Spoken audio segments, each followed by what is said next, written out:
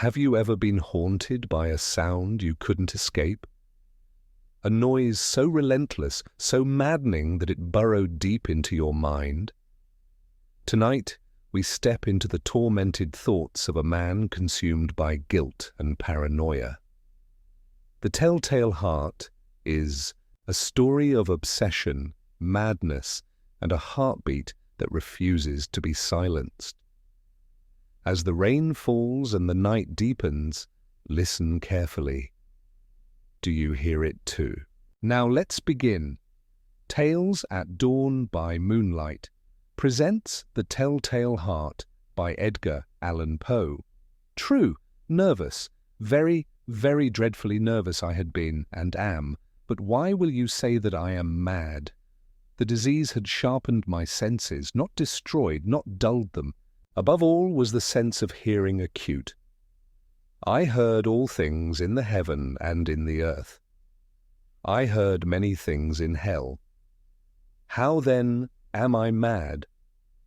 Hearken, and observe how healthily, how calmly I can tell you the whole story. It is impossible to say how first the idea entered my brain, but once conceived, it haunted me day and night. Object there was none, passion there was none. I loved the old man. He had never wronged me. He had never given me insult. For his gold I had no desire. I think it was his eye. Yes, it was this. He had the eye of a vulture, a pale blue eye with a film over it. Whenever it fell upon me, my blood ran cold, and so by degrees, very gradually, I made up my mind to take the life of the old man, and thus rid myself of the eye forever. Now this is the point. You fancy me mad. Madmen know nothing. But you should have seen me. You should have seen how wisely I proceeded, with what caution, with what foresight, with what dissimulation I went to work. I was never kinder to the old man than during the whole week before I killed him. And every night, about midnight, I turned the latch of his door and opened it, oh, so gently. And then, when I had made an opening sufficient for my head, I put in a dark lantern, all closed, that no light shone out, and then I thrust in my head. Oh, you would have laughed to see how cunningly I thrust it in. I moved it slowly, very, very slowly, so that I might not disturb the old man's sleep. It took me an hour to place my whole head within the opening so far that I could see him as he lay upon his bed. Ha! Would a madman have been so wise as this? And then, when my head was well in the room, I undid the lantern cautiously. Oh, so cautiously, cautiously, for the hinges creaked. I undid it just so much that a single, thin ray fell upon the vulture eye. And this I did for 7 long nights, every night just at midnight. But I found the eye always closed, and so it was impossible to do the work. For it was not the old man who vexed me, but his evil eye. And every morning, when the day broke, I went boldly into the chamber and spoke courageously to him, calling him by name in a hearty tone, and inquiring how he has passed the night. So you see, he would have been a very profound old man indeed, to suspect that every night, just at 12, I looked in upon him while he slept. Upon the 8th night, I was more than usually cautious in opening the door. A watch's minute hand moves more quickly than did mine. Never before that night had I felt the extent of my own powers, of my sagacity. I could scarcely contain my feelings of triumph. To think that there I was, opening the door, little by little, and he not even to dream of my secret deeds or thoughts. I fairly chuckled at the idea, and perhaps he heard me, for he moved on the bed suddenly as if startled. Now you may think that I drew back, but no. His room was as black as pitch with the thick darkness, for the shutters were close fastened, through fear of robbers, and so I knew that he could not see the opening of the door, and I kept pushing it on steadily, steadily. I had my head in and was about to open the lantern when my thumb slipped upon the tin fastening, and the old man sprang up in bed, crying out, "Who's there?" I kept quite still and said nothing. For a whole hour I did not move a muscle, and in the meantime I did not hear him lie down. He was still sitting up in the bed listening, just as I have done, night after night, hearkening to the death watches in the wall. Presently I heard a slight groan, and I knew it was the groan of mortal terror. It was not a groan of pain or of grief. Oh, no! It was the low, stifled sound that arises from the bottom of the soul when overcharged with awe. I knew the sound well. Many a night, just at midnight, when all the world slept, it has welled up from my own bosom, deepening with its dreadful echo the terrors that distracted me. I say I knew it well.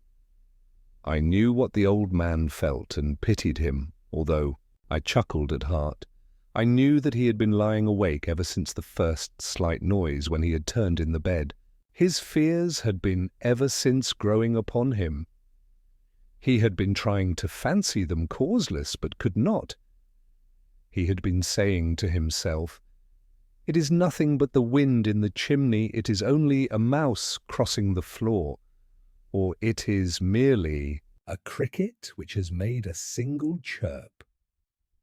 Yes, he had been trying to comfort himself with these suppositions, but he had found all in vain, because death, in approaching him, had stalked with his black shadow before him and enveloped the victim. And it was the mournful influence of the unperceived shadow that caused him to feel, although he neither saw nor heard, to feel the presence of my head within the room. When I had waited a long time, very patiently, without hearing him lie down, I resolved to open a very, very little crevice in the lantern. So I opened it. You cannot imagine how stealthily, until at length a simple, dim ray, like the thread of the spider, shot from out the crevice and fell full upon the vulture eye. It was open, wide open, and I grew furious as I gazed upon it. I saw it with perfect distinctness, all a dull blue with a hideous veil over it that chilled the very marrow in my bones. But I could see nothing else of the old man's face or person, for I had directed the ray as if by instinct precisely upon the damned spot, and have I not told you that what you mistake for madness is but over-acuteness of the sense? Now, I say, there came to my ears a low, dull, quick sound, such as a watch makes when enveloped in cotton. I knew that sound well, too. It was the beating of the old man's heart. It increased my fury as the beating of a drum stimulates the soldier into courage. But even yet I refrained and kept still. I scarcely breathed. I held the lantern motionless. I tried how steadily I could maintain the ray upon the eye. Meantime, the hellish tattoo of the heart increased. It grew quicker and quicker, and louder every instant. The old man's terror must have been extreme. It grew louder, I say, louder every moment. Do you mark me well? I have told you that I am nervous, so I am. And now, at the dead hour of the night, amid the dreadful silence of that old house, so strange a noise as this excited me to uncontrollable terror. Yet for some minutes longer I refrained and stood still. But the beating grew louder. I thought the heart must burst, and now a new anxiety seized me. The sound would be heard by a neighbour. The old man's hour had come. With a loud yell I threw open the lantern and leaped into the room. He shrieked once only. In an instant I dragged him to the floor and pulled the heavy bed over him. I then smiled gaily to find the deed so far done. But for many minutes the heart beat on with a muffled sound. This, however, did not vex me. It would not be heard through the wall. At length it ceased. The old man was dead. I removed the bed and examined the corpse. Yes, he was stone dead. I placed my hand upon the heart and held it there many minutes. There was no pulsation. He was stone dead. His eye would trouble me no more. If still you think me mad, you will think so no longer when I describe the wise precautions I took for the concealment of the body. The night waned, and I worked hastily, but in silence. First of all, I dismembered the corpse. I cut off the head and the arms and the legs. I then took up 3 planks from the flooring of the chamber and deposited all between the scantlings.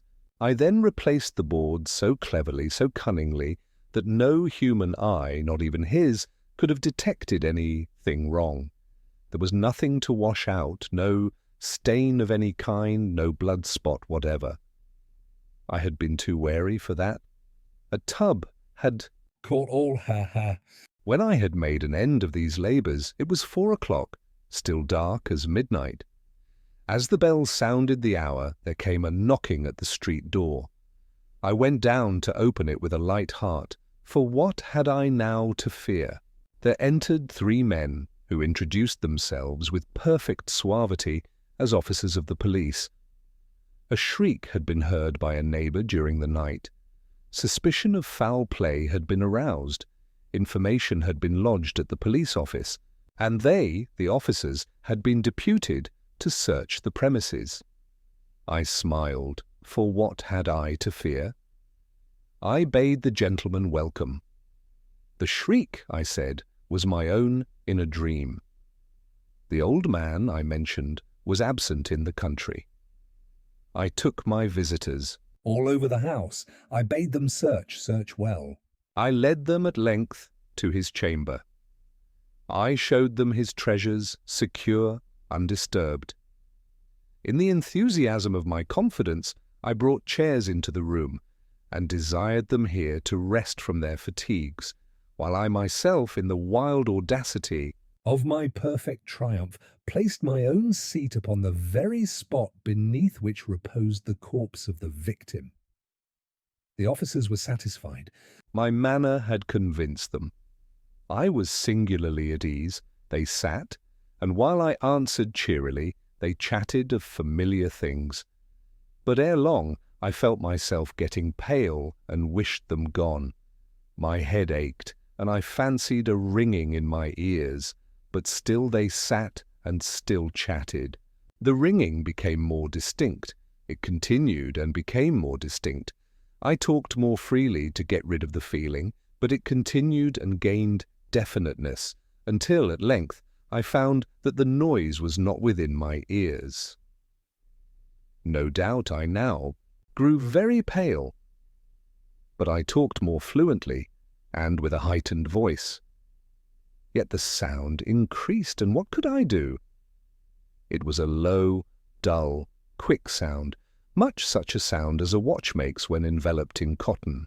I gasped for breath, and yet the officers heard it not. I talked more quickly, more vehemently, but the noise steadily increased. I arose and argued about trifles in a high key and with violent gesticulations, but the noise steadily increased. Why would they not be gone? I paced the floor to and fro with heavy strides, as if excited to fury by the observations of the men. But the noise steadily increased. Oh God, what could I do? I foamed, I raved, I swore. I swung the chair upon which I had been sitting and grated it upon the boards, but the noise arose over all and continually increased. It grew louder, louder, louder. And still the men chatted pleasantly and smiled. Was it possible they heard not? Almighty God, I don't know, they heard, they suspected, they knew. They were making a mockery of my horror. This I thought, and this I think. But anything was better than this agony. Anything was more tolerable than this derision. I could bear those hypocritical smiles no longer. I felt that I must scream or die. And now again, hark, louder, louder, louder, louder. Villains, I shrieked, dissemble no more. I admit the deed, tear up the planks. Hear, hear, it is the beating of his hideous heart.